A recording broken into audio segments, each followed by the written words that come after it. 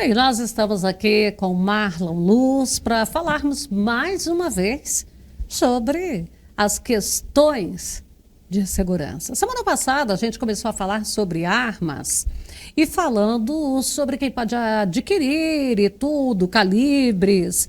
Gente, e nesta semana isso aí já virou do avesso. Porque o presidente vai lá e dá uma canetada e muda tudo e todo mundo fica indignado. Ele já ordenou, diz que pediu, não, ordenou ao ministro que feche todos os clubes de tiro, que permaneçam só os de treinamento de polícia civil, exército, porque o que um cidadão comum quer com a 9mm, que isso aí é coisa de bandido. Enfim, vem e joga todo mundo no mesmo balaio. Marlon, boa tarde. Boa tarde, Fabélia. O que você consegue falar de tudo isso aí hoje? Complexo, né? Polêmico, amplo o debate, como sempre, e daquilo que já tratamos no programa anterior. Jamais qualquer debate nessa seara envolvendo arma de fogo, né, que é um tema técnico, sobretudo, né, envolve questões, obviamente, não só legais, mas de âmbito, inclusive, constitucional. Então, que não pode ser tratado de maneira ideológica, né?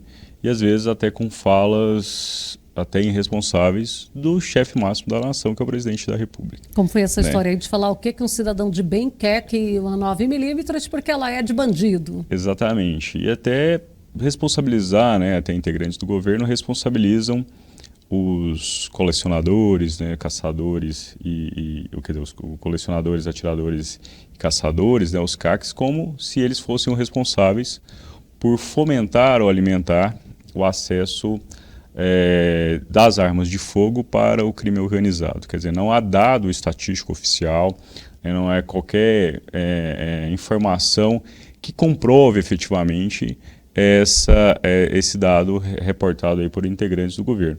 É uma fala preocupante, obviamente, só que temos instrumentos, obviamente, para conter essa sanha, muitas das vezes, de desarmar também de maneira extrema a população e retirar também direitos. Né? A prática do tiro desportivo, né, ela é, além de tudo, histórica. Né? Ela está presente desde o primeiro evento das Olimpíadas, né, em Atenas.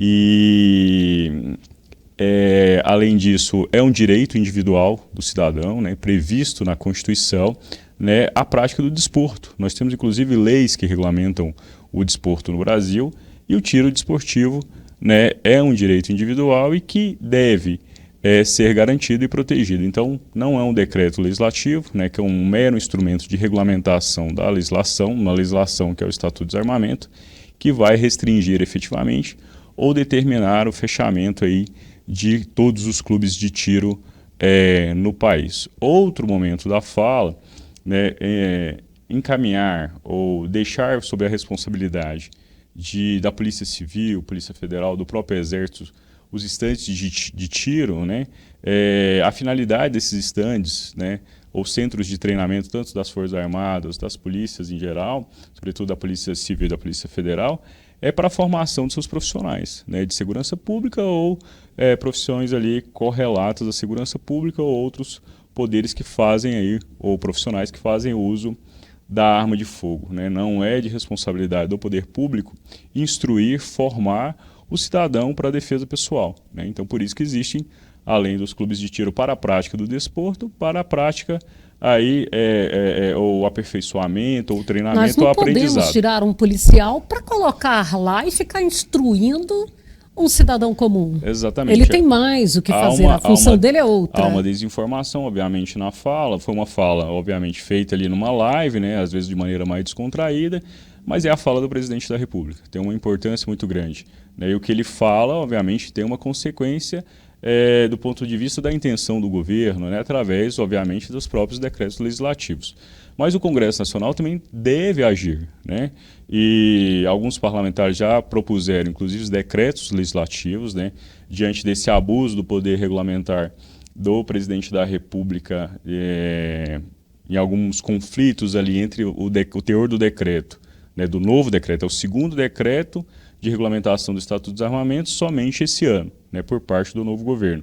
Então, aquilo que exorbita o teor da lei né, ou sentido da lei, deve ser retirado, né, porque deve haver entre o decreto de regulamentação e a lei uma compatibilidade, certo? A própria determinação de decreto anterior para que as armas, por exemplo, dos CACs fossem cadastradas junto ao Sinarme, né, e não ao Sigma, que é do Exército, não tem previsão legal, certo? Apesar que houve uma adesão quase que em massa, né, somente uma parte dessas armas não foram recadastradas no Sinarme.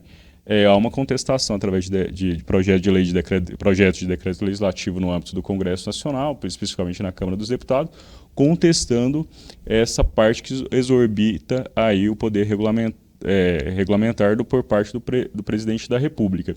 Então, o Congresso, da mesma forma, através de seus parlamentares, né, deputados federais e senadores, que são os legítimos representantes da população, né, no sentido de formular e elaborar ou propor leis para o país, na sua representação mais democrática, né, que é o Congresso Nacional, deve trazer segurança jurídica para essa questão de armas de fogo no Brasil, através de uma legislação mais ampla e que diminua aí esse poder regulamentar por parte do presidente da República, que não pode, a todo momento, mudar as regras do jogo.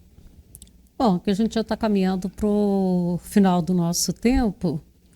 E em relação à quantidade de armas, ela também foi bem... Será que dá tempo da gente falar aqui em 3 minutos? Em resumo, houve mudança também significativa nessas questões da quantidade de armas, tanto para os CRACs como também para o particular, naquela compra para a defesa pessoal, né? Nós, inclusive, mudamos, né? Houve mudança, inclusive, nos calibres, né? No programa anterior, do dia 19, nós falamos que o decreto anterior, né? O primeiro decreto não tinha mudado, questão de uso restrito, aquela ampliação anterior quanto ao uso restrito, né? Então, a pistola o calibre 9mm, 40, 45 ainda eram acessíveis para a população em geral, né? Então teria se tornado de uso permitido. Então esse novo decreto ele retoma para o uso restrito esses 3 calibres, basicamente, dentre outros, né? Então aquela possibilidade, né, de uso desse tipo de armamento, por exemplo, para a defesa pessoal, de uma defesa mais eficiente. Por que é o restrito e o permitido, como a gente discutiu? Nada mais é do que o poder, né, a potencialidade lesiva desse armamento, né, a energia ali na hora do disparo, né, e nada mais eficiente para uma legítima defesa do que ter uma arma que tem uma energia maior de contenção do agressor, né? A questão da idade foi ainda mantida, a questão dos 25 anos para adquirir arma de fogo. Há algumas diferenças para o caçador, por exemplo, de subsistência quanto à idade, e outras mudanças que, obviamente, nós vamos demandar aí vários programas para tratar dessa questão, inclusive da necessidade, da possibilidade da população ter uma arma de fogo para o exercício da legítima defesa, sobretudo do produtor rural que está lá isolado na zona rural. Bom, vamos lá. O CR tem uma pergunta aqui do César Pinheiro. Meu CR vence em 2033. A validade dele continua com essa data ou ele só é válido pelos próximos 3 anos?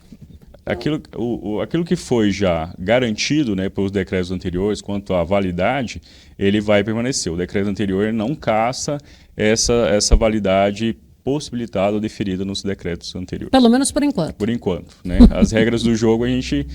Por isso que o legislador, né, o Congresso Nacional, o deputado federal, o senador da República deve legislar, deve exercer o seu papel e trazer segurança jurídica para o cidadão no exercício pleno do seu direito, que é o acesso à arma de fogo, é o acesso aí à possibilidade do exercício da legítima defesa.